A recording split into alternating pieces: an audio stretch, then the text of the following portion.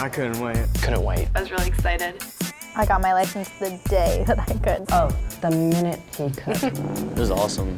I'm pretty sure the first place I went when I got my license was Taco Bell. I was really excited. I went and drove everywhere. To a friend's house so I could show off. Having that freedom. Go wherever you want to go. You don't have to depend on your parents anymore. Going on dates or something, you don't have to have your mom driving you. It's just one less thing they have to worry about.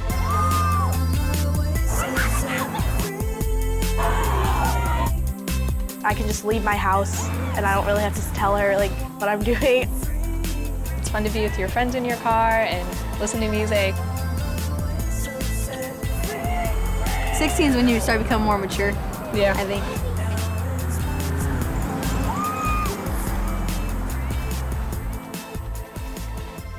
Teenagers in the United States get their licenses earlier than in most other countries, and they have easier access to cars once they're licensed.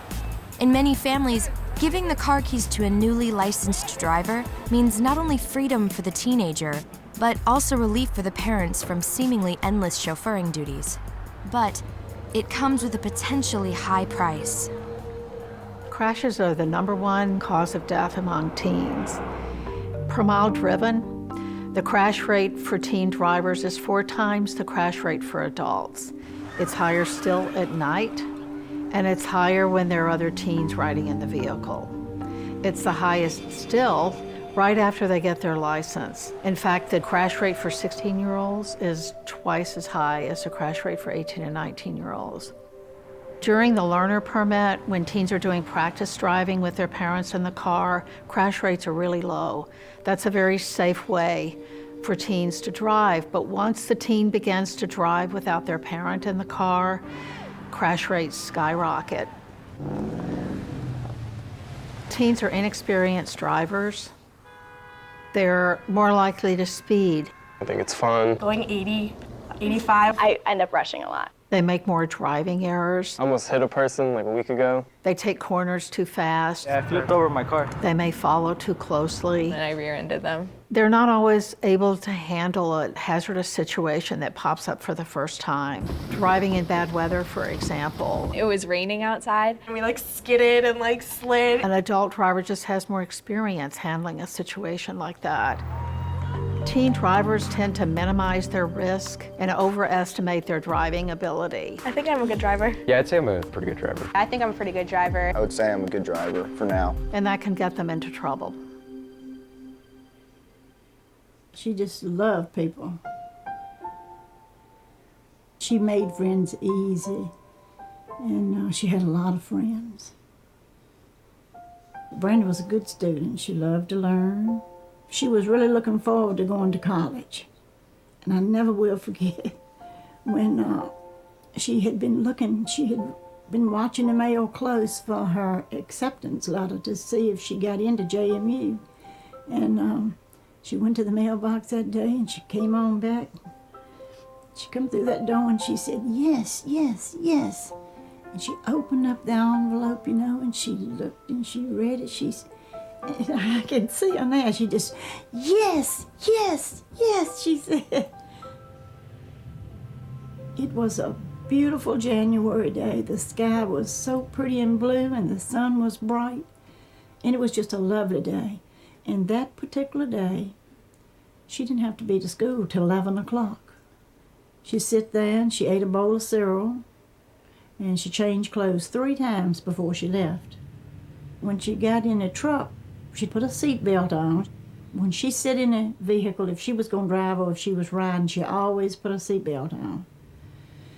And anyway, that morning the police scanner was on, and I just, in the back of my mind, I heard them say that there had been a bad accident on Route 130.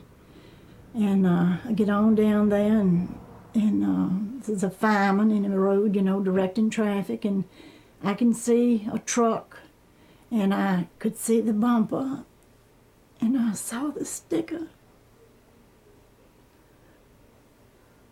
And I knew it was our truck. So I pulled over to the side of the road. And I asked that fireman, I said, a little girl driving that truck, I said, is she hurt bad? He said, are you kin to her? I said, yes, I'm her mother. And by that time, 2 rescue squad workers, one got one side of me and one got on the other side. And I said, the little girl driving that truck, I said, is she hurt bad? And the woman said, yes, ma'am. I said, is she dead? She said, yes, ma'am.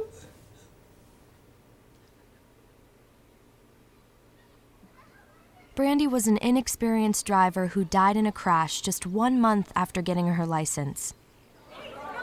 Inexperience contributes to many crashes involving beginners. For 16-year-olds, the first few months of driving is when the risk is highest. Many parents think that driver education is a good way to address some of this risk. It's a good and convenient way to help new drivers learn skills, but parents shouldn't rely on it because poor skills aren't always to blame. Many crashes with young drivers involve their attitudes, not their skills. New drivers of any age have a higher crash risk, but the issue for teens is that they're coupling that driving inexperience with immaturity. I love to blast my music in the car. They're young. Driving a car, it's like riding a bike. They may be prone to risk-taking. I drive real reckless. The combination of driving inexperience and immaturity is a lethal combination. It leads to a much higher crash risk for new teen drivers. She got her license on her 16th birthday. She got her car on her 16th birthday. She had waited for it. We had waited for it. We were just as anxious for her to have her license as she was to have her license. She was probably the kind of child that every parent would hope to have. She took everything life had to offer and made the most of it. She had danced for almost 15 years.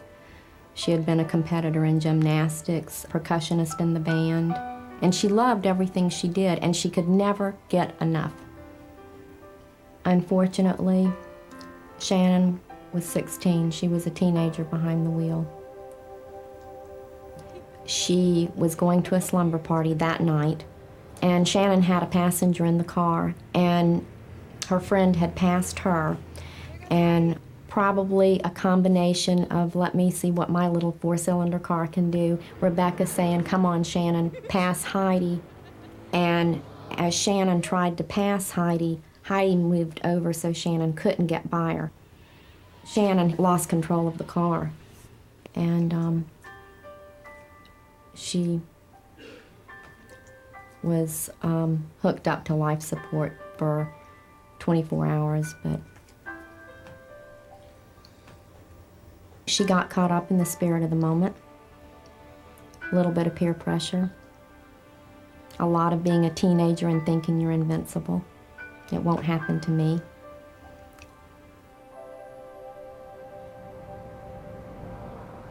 Shannon's crash was like many other serious ones involving teenagers. It was at night, and it involved speeding and thrill-seeking. Graduated licensing restrictions on young beginning drivers help prevent some of these crashes, and so can restrictions imposed by parents. The concept behind graduated licensing is to ease teens into driving so that they gain experience in low-risk situations. So the first stage of graduated licensing is a learner's permit. During this period, the parent or another adult is in the car. Then the next stage is what would be called an intermediate license, and this is the stage where the teen first begins to drive without their parent in the vehicle. But graduated licensing limits that driving. The best graduated licensing systems require 50 or more hours of supervised driving during the learner stage, licensure at 16 and a half years or older, and limitations on night driving and driving with other teenagers in the vehicle until the beginning driver is 18. All states now have some elements of graduated licensing, and research study after study has found that graduated licensing laws are highly effective in reducing teen crashes. The stronger the graduated licensing law, the bigger the crash reductions. These kinds of legal restrictions, reinforced by parents, let young beginners be mobile and get driving experience, but they do so under conditions of controlled risk. Protecting young people while they're learning to drive is really the essence of these restrictions. Graduated licensing programs around the country have reduced crashes of teenage drivers up to 30%. But in many states, the restrictions imposed by the laws are still weak. For example, many nighttime crashes of young drivers happen between 9 p.m. and midnight. But the driving restrictions in many states begin at midnight or 1 a.m. And some states don't restrict teen passengers, even though the risk of a crash goes up with even one passenger in the car. And with multiple teen passengers, the risk is 3 to 5 times greater than when a teenager drives alone. Driving around with groups of teenagers at any time of the day is a bad idea. And the highest risk for young drivers is after 9 o'clock at night with other teens in the car. This is when inexperience and immaturity are most likely to lead to dangerous behavior. Gabriel always had a smile on his face, and so did everybody around him. The very best of kids. Utterly kept the rules. Everybody loved him. The driver was driving too fast. It was one of Gabriel's favorite songs on the radio. And so it's party time, and she was in the back seat. And he was in the front seat, dancing with her. He was up dancing with her. And the driver might well have been distracted by that. Gabriel was not wearing a seatbelt. He always wore a seatbelt. He used to tell me to wear a seatbelt.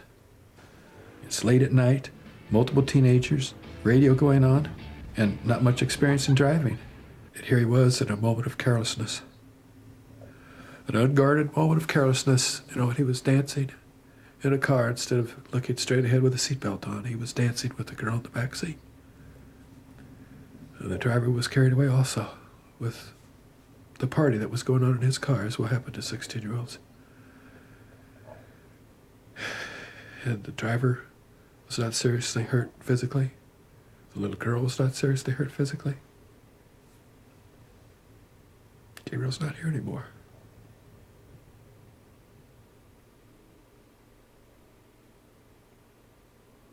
Gabriel wasn't even driving. He was a passenger having fun in the car with other teenagers. Letting your teenager ride with a teen driver is very risky, and Gabriel wasn't wearing a seatbelt. Belt use by teenagers is lower than for adults, and for teen passengers, it's particularly low. Most teens who are killed in crashes aren't using their seatbelts. This is why parents should insist on belt use all the time for everyone in the car. Parents have a critical role during the very dangerous first year of driving. They have much more influence than is typically credited to them. Parents are still the key decision makers about their teens driving. With or without a strong graduated licensing law, parents can establish effective rules. First, know the law. Become familiar with your state's restrictions on young drivers, and then enforce them. Parents are the chief enforcers of their state's licensing laws, and they can supplement the laws with other rules that limit nighttime driving and teen passengers. There's a midnight curfew. It's 10 o'clock for us. They have a very strong influence on how their teen learns to drive. Take every opportunity to drive with them in bad weather, darkness. You try to cover all the different driving situations your teen might encounter, so that the first time your child is in that situation, they've had practice and they know what to expect and how to respond. One of the most important decisions a parent can make is when they allow their teen to get a license. It's not a given that once you turn 16, you'll be able to get your license. Even though your teen may be pressuring you to get the license as soon as possible, the longer you can wait to let your teen begin to drive, the safer your teen will be. It's been beaten into our heads enough, and drinking and driving is beyond stupid. Parents should insist on no alcohol. Teenagers are less likely than adults to drive after drinking, but their crash risk is much higher when they do. Distractions are a common factor in the crashes of newly licensed teen drivers. Cell phones and texting, for example, are a problem for teens because it takes their attention away from the driving task. And almost half of teens have reported that they've texted while driving, and even more have said that they've talked on phones while driving. I do text and drive on phone. I mean, that's just the reality of it. You know, when you get that buzz or that ring, it's a habit. It's just a reflex to go and check your phone. It is really distracting, and you try so hard not to look at the text. There are a growing number of states that have laws banning cell phones for young drivers, but young drivers often ignore those bans. This is one reason laws aren't sufficient. Another reason is that cell phones and texting aren't the only distractions. It's really easy for me to get distracted with other people in my car, the music. You know, you're constantly looking down at your GPS or fumbling with the papers in your hands. Eating. I can't eat and drive. It's so hard. Anything that takes attention away from the driving task is going to be more problematic for young drivers. Parents need to send a clear message to their teens that they need to focus on driving. One of the most important decisions parents make about their teens driving is the vehicle that they'll drive. And there are several features of vehicles that make a difference. The vehicle should be mid-size or larger. They should avoid really small vehicles. They should avoid sporty vehicles. And they should avoid pickups because these vehicles have a tendency to roll over and they're harder to handle. The best vehicle choice for your teen is one with the latest safety technology, including side airbags that protect people's heads and electronic stability control. Teenagers often don't perceive they're at risk, and they think they're invincible. You don't think that it's ever going to happen to you. It won't happen to me. I'm young, I'm healthy, nothing bad's gonna happen to me. Attitudes like this, combined with immaturity and peer pressure, can lead any teenager to drive irresponsibly. Their driving behavior is likely to be far different from when parents are in the car. If I'm in the car with my mom, I'll drive the speed limit and make sure I turn on all my blinkers and everything. But if you're in a car with your friends on a Friday night, some of those things just kind of go out the window a little bit. Graduated licensing programs are an important step toward reducing the risks for beginning drivers. But the role of parents is critical during the very dangerous first years of driving. We know what works. Restrictions on driving after 9 or 10 at night, and not allowing teenage passengers. These restrictions don't keep teens from getting to after-school activities or to work, but they do cut down on some of the most dangerous kinds of recreational driving. Parents may not recognize how important their decisions are. Our research suggests that teens will stay safer when their parents stay involved. We were taking a turn at 70, even though it's advised to take it at 35 or whatever. And we just lost control and just flipped. But we were all good. We were in his driveway, he is in reverse and he floors it and he crashes into a tree. She didn't have her headlights on and it was nighttime. And I was like, you know, you need to turn those on. And she just continued to drive with them off. There was an island there, and so I went over the island. I really wasn't paying attention, and I just made a right and almost hit 3 little kids. It doesn't affect me directly. I'm not gonna worry about it until it does. You just keep going, but you never really get over it. You never really, it's no way in the world you can get over losing somebody, especially a child.